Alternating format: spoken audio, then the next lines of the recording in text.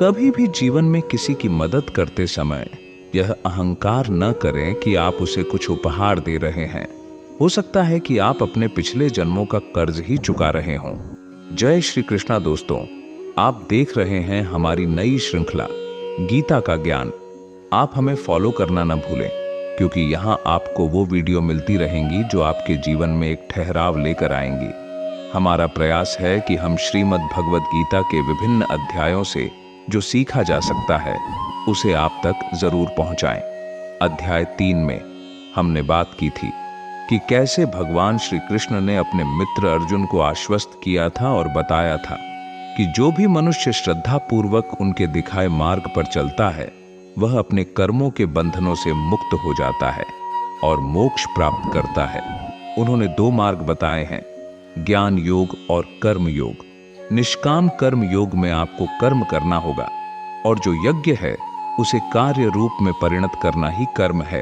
आइए इस चौथे अध्याय में देखें कि भगवान श्री कृष्ण यज्ञ को और अधिक परिभाषित करते हैं और इसके विकास के बारे में गहराई से चर्चा करते हैं। वे बताते हैं कि यज्ञ का विकास कैसे होता है और कौन सी अवस्थाएं हैं जिनसे आप अपने ज्ञान को बढ़ा सकते हैं और अपनी बुद्धि को और अधिक प्रभावशाली बना सकते हैं। अध्याय के पहले ही श्लोक में भगवान श्री कृष्ण कहते हैं, मैं यह बात अभी नहीं कह रहा हूं, यह तो पहले ही कही जा चुकी है। हे अर्जुन, मैंने इस अविनाशी योग को कल्प के आदि में शुरुआत में सूर्य को बताया था। विवस्वान यानी कि सूर्य ने इसे मनु से कहा और मनु ने इसे इक्ष्वाकु से कहा। इस परंपरा के माध्यम से यह ज्ञान प्रवाहित होता रहा है और इसे मैंने अर्थात भगवान श्री कृष्ण ने आरंभ किया था। अर्जुन के मन में एक संशय उत्पन्न होता है। उन्हें शंका होती है कि प्रभु, आप तो अभी जन्मे हैं, आपका जन्म तो इसी महाभारत काल में हुआ है, तो आपने शुरुआत में ये सब कैसे कह दिया। यथार्थ गीता में परमहंस स्वामी श्री अड़गड़ानंद महाराज जी द्वारा की गई गीता की व्याख्या में बताया गया है कि जो योग है वह अविनाशी है। भगवान श्री कृष्ण कहते हैं, अगर इसमें एक बार बीज आ गया, अगर इसे आरंभ कर दिया जाए तो वह बीज कभी खराब नहीं होता, उसका नाश नहीं होता है, उसका फल आपको जरूर मिलेगा। इसे एक बार अगर आप आरंभ कर दोगे तो ये मोक्ष तक आपको जरूर पहुंचाएगा। भगवान श्री कृष्ण बताते हैं कि उन्होंने यह योग शुरुआत में सूर्य को सिखाया था। विवस्वान, जिन प्राणियों को विवशता घेर लेती है, जो एकदम से असहाय हो जाते हैं, उनकी सांस में इस योग का संचार हो गया है, यानी कि उनकी सांस में उस परमात्मा का नाम बस गया है, इसलिए इसे स्वर कहा जाता है। जब आपका श्वास पर नियंत्रण हो जाता है तो आपके संस्कार आपके मन में प्रकट होते हैं, इसलिए विवस्वान ने यह योग मनु से कहा। और जब आपके मन में ऐसे संस्कार जाग जाते हैं तो आपके मन में उस परमात्मा को प्राप्त करने की इच्छा जागृत हो जाती है, यही इच्छा मन में आने लगती है। इसीलिए मनु ने इक्ष्वाकु से कहा, मन में जब यह लालसा होती है कि हम वह कर्म करें जो अविनाशी है, जो हमें जन्म मृत्यु के बंधन से मुक्त कराकर परम धाम तक पहुंचा देगा, हमारा निवारण करेगा और हमें वहां तक ले जाएगा जहां का नाम मोक्ष है, जहां का नाम परम धाम है। इसीलिए वो इक्ष्वाकु से कहा गया है। और फिर अर्जुन ने भगवान से प्रश्न किया कि प्रभु, आप तो इस काल में हो, आपने इसे इससे पहले कैसे कह दिया। अर्जुन कहते हैं, प्रभु, आपका तो अभी जन्म हुआ है और मेरे अंदर जो सुरा का संचार है, ये जो मेरी सांस है, यह तो बहुत पुरानी है, तो मैं ये कैसे मान लूं कि इस योग को और इस भजन को आपने ही शुरुआत में कहा था। भगवान श्री कृष्ण कहते हैं, हे अर्जुन, मेरे और तुम्हारे बहुत से जन्म हो चुके हैं, तुम उन सबको नहीं जानते हो, परंतु मैं सबको जानता हूं। मुझे सभी जन्मों के बारे में ज्ञात है। जो साधना कर रहा होता है, वो जो साधक है, उसे कुछ मालूम नहीं होता है, लेकिन जो स्वरूपष्ट महापुरुष होते हैं उन्हें सब मालूम होता है, वो त्रिकालदर्शी होते हैं। फिर अर्जुन पूछते हैं, क्या आप भी बाकी मनुष्यों की तरह जन्म लेते हैं? क्या आप भी ऐसे ही पैदा होते हैं? तो भगवान श्री कृष्ण कहते हैं, नहीं, मेरा जो जन्म है वो इन चर्म चक्षु से देखा नहीं जाता। किस काल में जन्म होता है, किस काल में दर्शन होते हैं, इस बारे में आगे बताते हैं। आपने श्रीमद् भगवद गीता का यह श्लोक पहले भी कई बार सुना होगा और यह बहुत सी जगहों पर पढ़ा जाता है, लेकिन आज मैं इसकी सटीक व्याख्या आप तक पहुंचा रहा हूं। यदा यदा हि धर्मस्य ग्लानिर्भवति भारत अभ्युत्थानम धर्मस्य तदात्मानं सृजाम्यहम्। हे अर्जुन, जब जब परम धर्म परमात्मा के लिए हृदय ग्लानि से भर जाता है, जब जब इस संसार में धर्म का नाश होता है, जब जब अधर्म की वृद्धि होती है और कहीं से भी पार पाना संभव नहीं दिखता है, तब मैं आत्मा को रचना शुरू कर देता हूं। ऐसी ही ग्लानि मनु को भी हुई थी और उनका हृदय बहुत दुखी हो गया था। हृदय बहुत दुख लाग जन्म गयो हरि भक्ति बिनु। श्री रामचरित मानस में लिखा है, जब आपका हृदय अनुराग से भर जाए, जब आपके हृदय में इतना अनुराग उमड़ आए कि प्रभु के लिए, तब वह अपने स्वरूप को रचने लगते हैं। अगले श्लोक में श्री कृष्ण कहते हैं, परित्राणाय साधूनाम विनाशाय च दुष्कृताम धर्म संस्थापनार्थाय संभवामि युगे युगे। हे अर्जुन, साधुओं की रक्षा के लिए, दुष्टों का नाश करने के लिए और धर्म की स्थापना के लिए मैं युग युग में अवतार लेता हूं। साधने वाले ये साधक जब परमात्मा का साधन करते हैं, तब उन्हें साध लेने के बाद कुछ भी शेष नहीं रह जाता है। इस साध्य में, जिसमें प्रवेश दिलाने के लिए विवेक और वैराग्य जो देवी संपदा हैं, आवश्यक होते हैं, उन्हें निर्विघ्न रूप से प्रवाहित करने के लिए मैं चाहता हूं कि ये सदैव बहती रहें और जिन विकारों से ये बुराइयां काम, क्रोध, लोभ, मोह और राग आती हैं, उन्हें नष्ट करने के लिए और धर्म को स्थिरता प्रदान करने के लिए मैं युग युग में प्रकट होता हूं। लोग यह मानते हैं कि बस सतयुग, त्रेता युग, द्वापर युग और कलयुग ही हैं, लेकिन इन सब के ऊपर युग धर्म है जो हमेशा विद्यमान रहता है। रामचरितमानस में भी लिखा है, नित्य जग धर्म हो ही सब केरे हृदय राम माया के प्रेरे। ये युग धर्म हम सबके हृदय में नित्य रूप से होते हैं। ये अविद्या से नहीं बल्कि विद्या से, राम माया की प्रेरणा से हृदय में विद्यमान होते हैं। इस श्लोक में इस बारे में बात कही गई है, जो आत्म माया कहा गया है वही राम माया है। तो ये जो युग हैं, सतयुग, त्रेता, द्वापर और कलयुग, ये आपके हृदय में हैं, आपके अंदर हैं। आपको इस कलयुग से निकलकर ये जो 4 स्टेज हैं, उसमें ही आपको सतयुग तक की दूरी तय करनी है। और इसलिए भगवान श्री कृष्ण ने कहा कि मैं युग युग में प्रकट होता हूं। अगर भगवान साथ ना दें, अगर वो प्रभु आपकी श्वास में ना उतरे, आपका साथ ना दें, तो आप मेडिटेशन, जो ध्यान है, उसे आप कर ही नहीं सकते। आप चाहें तो लाख आंखों को बंद करके बैठ जाएं, घंटों तक बैठे रहें, पूरी रात पूरे दिन बैठे रहें, लेकिन जो आपका मन है हमेशा इधर उधर दौड़ता रहेगा। मन स्थिर हो ही नहीं सकता है। मन तभी स्थिर होगा जब प्रभु अपने स्वरूप को रचने लगेंगे। जब बात युगों की चली है, तो अगले श्लोक में भगवान खुद बताते हैं कि लोगों को ऐसा लगता है कि प्रभु का अवतार होगा, जैसे कि कहीं बाहर अवतार होगा तो देख लेंगे, दर्शन कर लेंगे, पूजा पाठ कर लेंगे, आरती कर लेंगे। वो कहते हैं, हे अर्जुन, मेरा जो जन्म है, जब एक साधक के मन में इतनी ग्लानि होती है, मन इतना भर जाता है कि बस मुझे प्रभु के दर्शन करने हैं, तब वो अपने स्वरूप को रचने लगते हैं और दर्शन देने लगते हैं। आगे भगवान कहते हैं कि मेरा जो यह जन्म है और मेरा जो कर्म है कि दुष्कृतियों को हटाना, जो विकार हैं उसे मिटाना, जो बुराई है उसे खत्म करना है, और जो देवी संपद है, जो पुण्य है, जो अच्छाई है, उसे जागृत करना है, धर्म को स्थिर करना है। यह मेरा जन्म और मेरा कर्म दिव्य है, अलौकिक है। इन चरम चक्षुओं से उसे नहीं देखा जा सकता है, मन और बुद्धि से उसे कैलकुलेट नहीं किया जा सकता है। अब सोचने वाली बात यह है कि जब यह सब इतना रहस्यमय है, तो फिर इसे देखता कौन है? तो आगे भगवान कहते हैं, यो वियत्ति तत्वतः तवदर्शी, जो उस रास्ते को पार करके आखिरी छोर तक पहुंच गया, वही मेरे इस जन्म और कर्म को देखता है, और मेरा साक्षात्कार करके, मेरा दर्शन करके वह पुनर्जन्म को प्राप्त नहीं होता है, बल्कि वह मुझे प्राप्त होता है, यानी मोक्ष को प्राप्त होता है। कहने का मतलब यह है कि उसको जीवन के इस चक्र से छुटकारा मिल जाता है। यह कहते हुए श्री कृष्ण आगे कहते हैं, जिन लोगों को ऐसा लगता है कि बाहर कहीं प्रभु के दर्शन होंगे, उन लोगों के लिए श्री कृष्ण कहते हैं, ऐसा नहीं है। तो अर्जुन पूछते हैं कि प्रभु, क्या सीधा आप तक पहुंचा जा सकता है? तो श्री कृष्ण कहते हैं, नहीं, ऐसे सीधा मुझ तक कोई नहीं पहुंच सकता है। 4 स्टेजेस हैं, 4 अवस्थाएं हैं। चातुर्वर्णम मया सृष्टम, 4 वर्णों की रचना मैंने की है। तो क्या भगवान श्री कृष्ण ने हम मनुष्यों को 4 भागों में बांट दिया है? तो भगवान कहते हैं, नहीं, ऐसा नहीं है, मैंने किसी को नहीं बांटा है। गुण, कर्म, विभागशः, इन गुणों के माध्यम से जो कर्म है, जो आराधना हो रही है, जो क्रिया चल रही है, जो तपस्या हो रही है, मैंने उसको 4 भागों में बांटा है। क्योंकि उसमें अवस्था का भेद है, वो अलग होती है, वो डिफ्रेंशिएट होती है। एक के बाद एक स्टेज आती है, तब कहीं जाकर वो आखिरी स्टेज आती है, जिसे मोक्ष कहते हैं, जिसे परम धाम कहते हैं।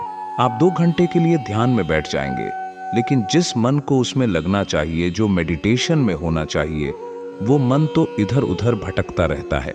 बिजनेस के बारे में, नौकरी के बारे में, घर परिवार के बारे में, दुनिया की ओर उलझनों के बारे में कुछ ना कुछ आपके मस्तिष्क में चलता है। मन शांत नहीं है, मन में एकांत नहीं आता है जो कि आना चाहिए। मन में बहुत सारी उलझनें चल रही होती हैं, मन में तरह तरह के तर्क चल रहे होते हैं। तो आप क्यों अपना समय नष्ट कर रहे हो? अगर आप इस स्टेज में हैं जिसमें बस समय बर्बाद करना है, तो सबसे नीचे वाली 4थी स्टेज में है। आगे कहा है भगवान श्री कृष्ण ने श्रीमद् भगवद गीता में ही, जो महापुरुष अव्यक्त की स्थिति वाले होते हैं, जो तत्वस्थित महापुरुष हैं, अपने से उन्नत, अपने से आगे के जो साधक हैं, जो पुण्यात्माएं हैं, जो साधु संत महात्मा हैं, जो ऋषि मुनि हैं, उनकी सेवा करो, परिचर्या करो। कर्म शूद्र का स्वभाव है। जो 4था वर्ण है, जो सबसे नीचे वाली स्टेज है, उसके बारे में ऐसी बात कही गई है। आगे 18वें अध्याय में इसे भगवान ने समझाया है। लेकिन जो 4 वर्णों की रचना की गई है, इसको थोड़ा और विस्तार से परिभाषित करेंगे। आगे जब यज्ञ की बात आएगी, तो उसमें आपको और अच्छे से इनके बारे में समझ में आएगा कि ये जो 4 वर्ण हैं, असल में वो क्या हैं। आगे के श्लोकों में भगवान श्री कृष्ण यज्ञ के बारे में और भी विस्तार से बात करते हैं। वो देवम यज्ञ की कहते हैं, दैवी संपद को बलमती बनाओ। वो द्रव्य यज्ञ की बात करते हैं कि जो भी मुझे श्रद्धा अनुसार अर्पित करते हैं, पत्र, फल, पुष्प, सब कुछ मैं स्वीकार करता हूँ। वो तपो यज्ञ की बात करते हैं। जब आप मेडिटेशन में आते हैं, जब आप ध्यान में आते हैं, अलग अलग स्टेजेस की तरफ बढ़ते हैं। अभी आप सबसे नीचे वाली स्टेज में हैं और आप ऊपर वाली स्टेज में जाना चाह रहे हैं, तो अपने आप को तपा रहे हैं, इंद्रियों को संयमित कर रहे हैं। और उसके बाद एक श्लोक में ध्यान के बारे में बताते हैं। वो कहते हैं, बहुत से योगी जन जो साधक होते हैं, वो अपान वायु में प्राण वायु को हवन करते हैं और उसी प्रकार से प्राण वायु में अपान वायु को हवन करते हैं। इससे भी जब सूक्ष्म अवस्था आ जाती है, जब इससे भी ऊपर वाली स्टेज आ जाती है, तो प्राण और अपान दोनों की गति को रोक करके प्राणायाम परायण हो जाते हैं। प्राण वायु और अपान वायु, यानी कि जो श्वास आ रही है और जो श्वास बाहर जा रही है, उसको कहते हैं। जिसे भगवान श्री कृष्ण प्राण और अपान कह रहे हैं, उसी को गौतम बुद्ध ने अनापान कहा है और इसी को श्वास प्रश्वास कहा गया है। प्राण वो श्वास है जो हम अंदर की तरफ खींच रहे हैं, अपान वो है जो हम बाहर छोड़ रहे हैं। जो तपस्वी हैं, उनका जो एक्सपीरियंस है, वो ये कहते हैं, आप श्वास के साथ में जो बाहर के एनवायरनमेंट हैं, जो संकल्प हैं, जो विचार हैं, जो बाहरी थॉट्स हैं, उनको आप अंदर ले रहे होते हैं। और प्रश्वास में अंदर के भले बुरे, पता नहीं कैसे कैसे जो भी विचार हैं, उन सब को बाहर की तरफ फेंक रहे हैं। अब अगर ये विचार बाहर से भी अंदर शुद्ध जाएं और अंदर से भी बाहर शुद्ध आएं, बस यही हमको करना है। और आखिरी में जब रोक दिया गया प्राण और अपान की गति को, तो ना अंदर से कोई थॉट आ रहा है और ना ही बाहर से कोई थॉट अंदर जा रहा है। तब जाकर के प्राणायाम की स्थिति आती है। हर महापुरुष ने इसके बारे में बात की है। जो परमहंस स्वामी श्री अड़गड़ानंद महाराज हैं, जिन्होंने यथार्थ गीता कही है, उनके जो गुरु थे परमहंस स्वामी जी, वो कहते थे कि 4 जो अवस्थाएं हैं, वो एक ही नाम को जपने की 4 श्रेणियां हैं। उसमें सबसे पहली है वैखरी, यानी कि जब आप नाम जपने लगते हैं तो विखर रहे होता है, इसलिए वो वैखरी है। फिर आती है मध्यमा। जब आप नाम जप रहे होते हैं तो कंठ से उच्चारण हो रहा होता है, बाहर उसकी आवाज नहीं सुनाई दे रही होती है। जब आप मेडिटेशन में होते हैं ये तब की अवस्था है। फिर आती है पश्यंती। पश्यंती में आप उस नाम को आते जाते देख रहे होते हैं। श्वास पर आपका सारा फोकस होता है। श्वास कब आ रही है, कितनी देर रुक रही है, कितनी देर बाहर जा रही है। और जो आखिरी स्टेज आती है, जो 4th स्टेज है, वो है परा, कि जपे ना जपावे अपने से आवे। यानी कि आप इतने ज्यादा एक्सपर्ट हो चुके हैं कि जो नाम है वो आपकी श्वास में ढल चुका है। आप चाहे जो भी काम कर रहे हो वो आपके अंदर घुस चुका है। वो जो नाम है वो लगातार उच्चारित हो रहा है, लगातार जपा जा रहा है। आपको जपने की जरूरत नहीं पड़ रही है। इसीलिए कहा गया है जपे न जपावे अपने से आवे। ये है वो 4th स्टेज जिसको परा कहते हैं। इसी को कहा गया है चातुर्वर्ण्यम मया सृष्टम गुण कर्म विभाग। गुणों के हिसाब से इस कर्म को बांटा गया है। जिसमें जिस तरीके का गुण होता है उसी तरीके का व्यक्ति वो होता है। और आप अपने अंदर इन गुणों को बदल सकते हैं, गुणों के अंदर बदलाव ला सकते हैं, अपने गुणों को चेंज कर सकते हैं और उस ऊपर वाली स्टेज की तरफ बढ़ते जा सकते हैं। इसीलिए भगवान श्री कृष्ण ने श्रीमद् भगवद गीता में कहा है कि अर्जुन ब्राह्मण बन। इसका मतलब ये नहीं है कि श्री कृष्ण अर्जुन से क्षत्रिय धर्म छोड़कर ब्राह्मण बनने की बात कर रहे हैं। क्षत्रिय तो अर्जुन है। क्षत्रिय धर्म सिखाता है कि आप मेडिटेशन के लिए, आप उस ध्यान के लिए तैयार हो जाइए। आपके अंदर इतनी क्षमता आ चुकी है, आप इन विकारों से, इन बुराइयों से लड़ सकते हैं, इन्हें हरा सकते हैं, इन्हें अपनी बुद्धि रूपी तलवार से काट सकते हैं, इन्हें खत्म कर सकते हैं। काम, क्रोध, लोभ, मोह जो कुछ भी है, जो कुछ भी आपके रास्ते में आता है, आप सबको हटा सकते हैं। और ऊपर वाली जो स्टेज है, जो कि ब्राह्मण है, श्री कृष्ण अर्जुन से वो ब्राह्मण बनने की बात करते हैं।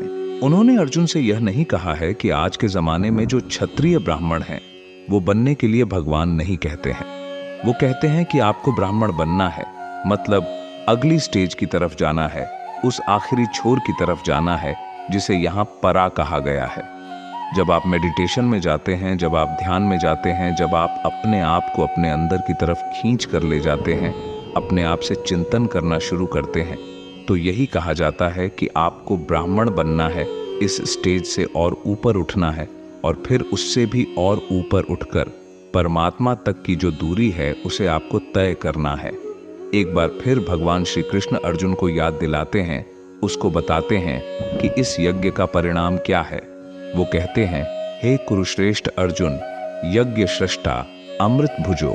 यज्ञ जिसकी सृष्टि करता है, जो अवशेष छोड़ता है, वो है अमृत। उसकी जानकारी ही ज्ञान है। उस ज्ञान अमृत को जो प्राप्त करते हैं वो योगी जन, यानी ब्रह्म सनातन शाश्वत परम ब्रह्म को प्राप्त करते हैं, जिसके बाद कुछ भी पाना शेष नहीं रह जाता है। उस परम धाम को मोक्ष निर्वाणा जिसे कहा गया है उसे प्राप्त कर लेते हैं।